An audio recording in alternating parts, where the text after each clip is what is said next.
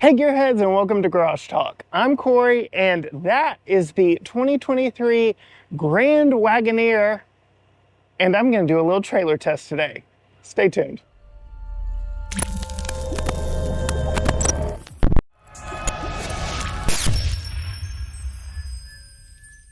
All right, Gearheads, huge thanks to Wagoneer for bringing the Grand Wagoneer for us to test this week for you. Not only do we have this trailering test, we have a solo performance review where I talk more interior details and stuff like that. And we also have a video where Holly is behind the wheel, also pulling the trailer. But I want to talk a little bit about our tow rig, and that is this 2023 Grand Wagoneer featuring the 3-liter inline 6 twin turbo Hurricane engine, making 510 horsepower and 500 pound-feet of torque. It is mated to an 8-speed automatic transmission, and we do have the 4-wheel drive model. Now, this is the somewhat tricky part, because browsing around the Wagoneer website, you will see that the max tow rating of this vehicle is somewhere around 9,800 pounds. But if you dig around deep enough, you will see that this Series 3 Obsidian 4x4 really has more of a 5,000 pound tow rating. That's because, well, we've got a lot of luxuries added to this one. Luckily for us, what we are testing and towing today is also a vehicle that we are testing when we get to our final location in this 2024 Polaris Ranger XP 1000 Texas Edition. So yes, we are going to my favorite place to test off-road vehicles, and that is Barnwell Mountain. And we are on a U-Haul trailer. You can see we're all hooked up back there in the back. Just as I showed you earlier, we do have the 2-inch receiver hidden under that panel, and then both 4 and 7 pin connectors back there in the back. This trailer only uses a 4-pin if you're at all interested in that.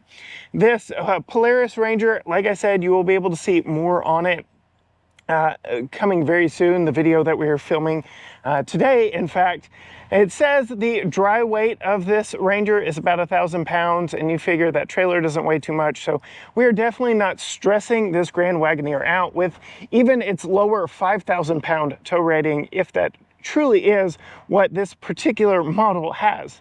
And in the rest of this video, we're actually going to be inside, and I'm going to go through some of the things that do and don't work when it comes to towing with this Grand Wagoneer. All right, first thing we had to do, obviously, is put the hitch, the ball on the back of the vehicle, but as you can see, there's no clear indication of where that is. It's hidden behind this black panel. If we look up underneath here, you can actually see that we've got just a few little wing nuts that makes this very easy to remove. There's 1, 2, and 3, and then this just pops right off. It goes up there. So there you go, there are your 3 wing nuts. Very easy to remove. Now we've got a receiver, a couple places for the chains, and then we've got our 4 and 7 pin connectors back here. All right, Gearheads, we are now inside. I've got my massage seat on. I'm quite comfortable. And then we've got our Polaris Ranger back there behind us that I am keeping an eye on in a few different ways. But first, let's talk about what we've got going on here with the Grand Wagoneer as our tow vehicle. So as I've mentioned in my full deep dive review of this vehicle, we have an adaptive air ride suspension that does adjust to take into account the trailer back there. So it is load leveling, which is really nice, makes for pulling a trailer back behind us very easy. And so that is a nice touch. We've got that Hurricane engine pulling us forward, 8-speed automatic transmission. We do have a tow haul mode here in addition to rock, sand, mud, snow, auto, and sport. So it takes us out of all those when we put it in tow haul. I have a nitpick though with tow haul, because every time you turn the vehicle off and back on, you need to push that tow haul button. It does not automatically acknowledge that there is a trailer hooked up back there. It does none of that. So you have to tell the vehicle each and every time, hey, trailer back behind me, tow haul mode. And that adjusts the engine shift points and a few other things. What it doesn't do is some things that the vehicles from Chevrolet have done for years, and that is if you tap your blinker to change lanes, we still only get 3 clicks. General Motors does 6 clicks when you're in tow haul mode. Small nitpicky things like that. Sure, you know, if you're truly paying attention to the situation around you, you can take care of all of that. We do have the rear view camera mirror, and when I do that, the camera is staring right at the nose of our Polaris, so that isn't extremely helpful. Putting the rear view camera mirror into just a mirror function, I can see just a little bit more of what's going on back there. Without the Polaris on the trailer, this auto trailer that we have back there is so low, I could not see it. It was near invisible. The mirrors on the side of this vehicle are large. We do have a small convex mirror that helps us see. Trailering mirrors would be nice, but for a one-time event, I can see my fenders in both rear view mirrors, so visibility is good enough for the situation at hand. We do have a rear view camera that has an absolutely astounding view of the trailer back behind me. I have my trajectory lines, I have my trailer hookup line. It really is spectacular and takes advantage of the full 12-inch Uconnect screen here. The main problem I have with it is it turns off after a little bit. Many of the General Motors, all of the General Motors products that we have tested lately, you can drive indefinitely with that rear camera on, and that really is for situations like this when you're pulling a trailer and you just want to have extra eyes back there. So yes, I can see it in my rearview mirror. I can flip it to my rearview mirror camera. I can still see it back there. I can keep eyes on it, but nothing is quite as good as having this huge 12-inch display really helping everyone in the vehicle keep an eye on the trailer back there. So that is something that could be fixed in an over-the-air update. You can see it's already turned off.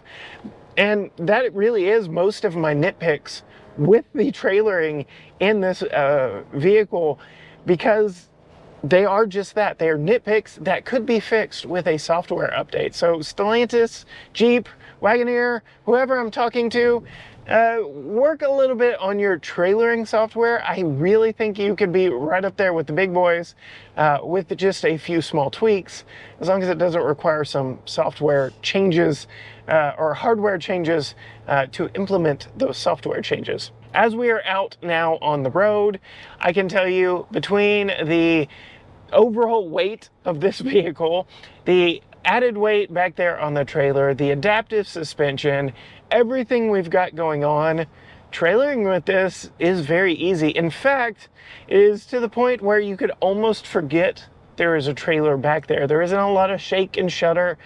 Trailer empty, trailer loaded, didn't really matter. This thing pulls very nicely. It is very smooth, and to my point earlier, it is very easy to forget that you even have a trailer back there. So that is something please always keep in your mind when pulling a trailer, especially in a vehicle like this that masks it so well.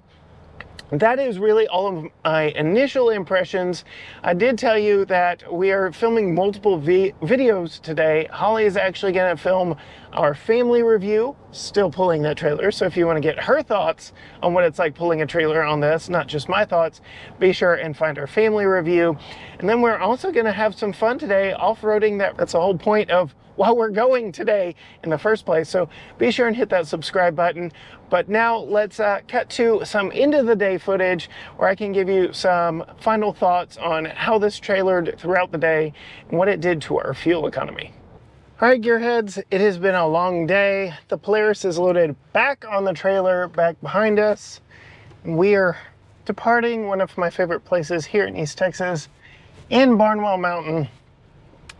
I can tell you, you and I both are quite impressed with this Grand Wagoneer as a tow vehicle.